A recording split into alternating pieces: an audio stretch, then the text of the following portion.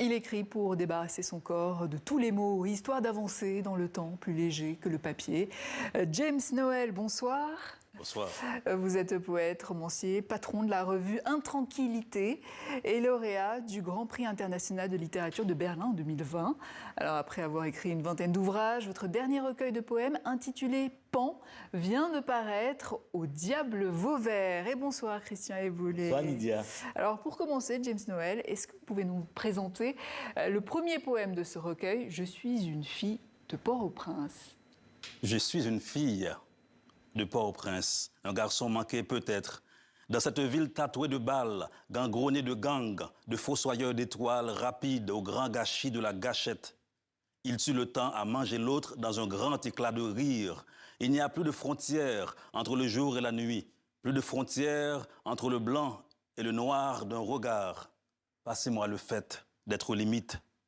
Tous les chemins mènent à l'éclipse. C'est blackout dans le cœur mâle du soleil, c'est blackout dans le jaune d'œuf, l'aveuglement dans le blackout sans borne.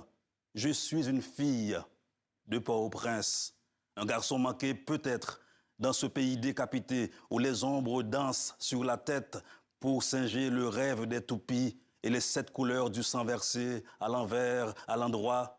C'est mal barré pour l'horizon. Les fossoyeurs nous parlent d'avenir.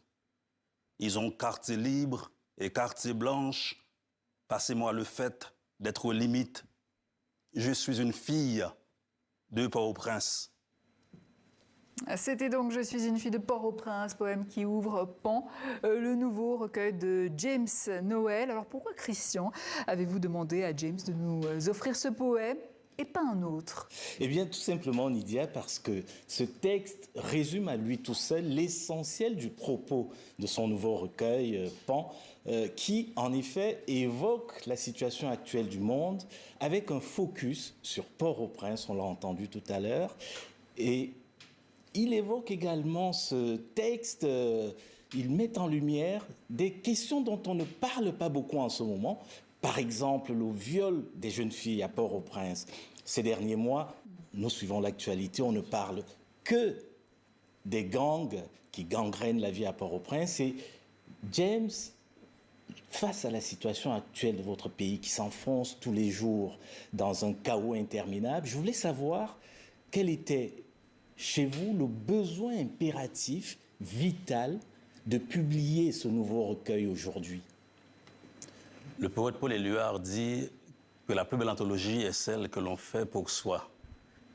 Cette définition s'ajuste exactement à l'écriture de Pan.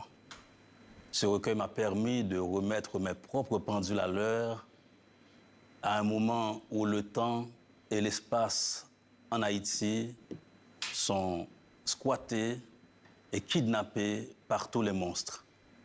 J'ai écrit ce livre pour comptabiliser les menues souffrances de mon peuple, en plongeant avec rage dans le chaos, avec un œil ouvert sur la beauté. Justement, James, vous êtes né à Hinches, mais vous avez grandi à Port-au-Prince. Quel rapport entretenez-vous avec la ville de votre enfance et quel regard portez-vous sur la situation actuelle de votre pays? Je dirais que, tel un pan bien fagoté, je suis haïtien dans toutes mes nuances. Je suis né à Hinches, ville enclavée, mais je suis arrivé à Port-au-Prince à l'âge de 6 ans.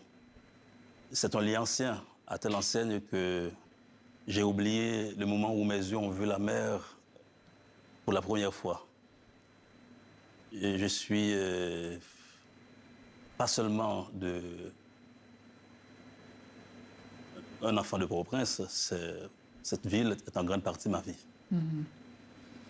Alors, James, vous êtes né à Hinches, vous le disiez tout à l'heure, mais dans ce nouveau recueil, Pan, il y a des textes qui rendent hommage à des personnalités importantes, je pense notamment à Feu Manu Dibango, mais aussi à des villes, Paris, Venise ou encore Cotonou.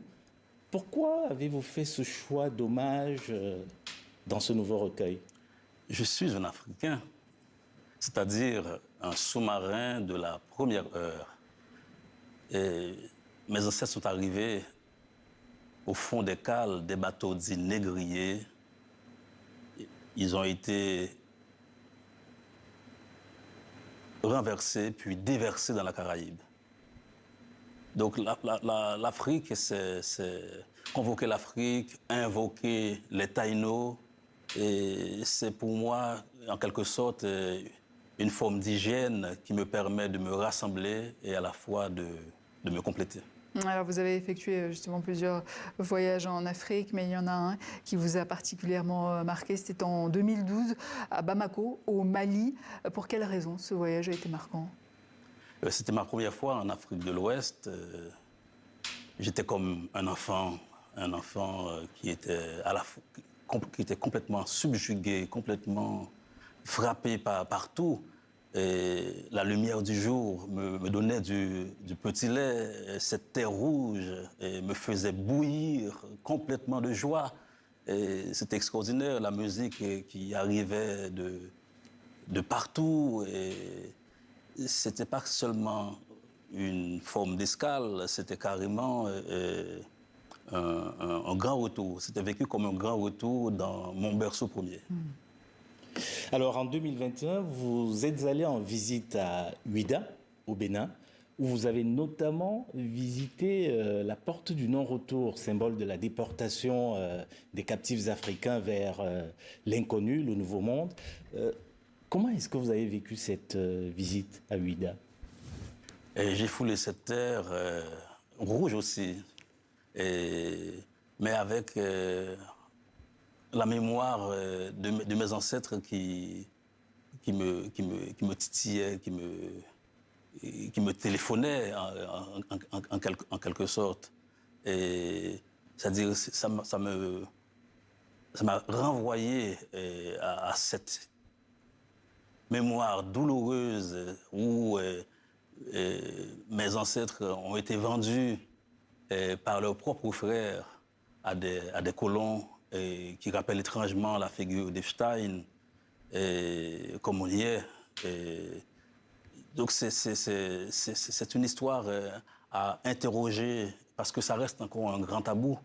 Et je pense que c'est important de descendre à la racine de l'arbre de l'oubli pour comprendre pourquoi ce silence perdure encore. Et justement, est-ce que vous pouvez nous déclamer ce poème de votre nouveau recueil intitulé Caravelle, qui évoque cette mémoire traumatique de l'esclavage? Non, non. Allez-y. On n'a plus que quelques minutes, quelques secondes même. Oula. Les nuages sont cousus de fil blanc. La pluie n'a aucune raison de tomber. L'Atlantique entre deux larmes. Ma famille a traversé l'histoire, boulet aux pieds, genoux sous gorge. Sur des plages sans bornes, baptisées comptoirs. Pour signer le chèque en bois du jeu de dupes des périmètres, le commerce de l'infini sur fond de sable noir. C'est mal compté. La suite est à découvrir dans Pan. Nous n'avons plus de temps, malheureusement. Merci James Noël. Je rappelle donc votre dernier recueil de poèmes intitulé Pan est publié au Diable Vauvert et vous en donnerez une lecture musicale jeudi prochain 19 février à la Maison de la Poésie à Paris en compagnie de l'auteur, compositeur et interprète français Arthur H. Merci Christian. Merci Nydia.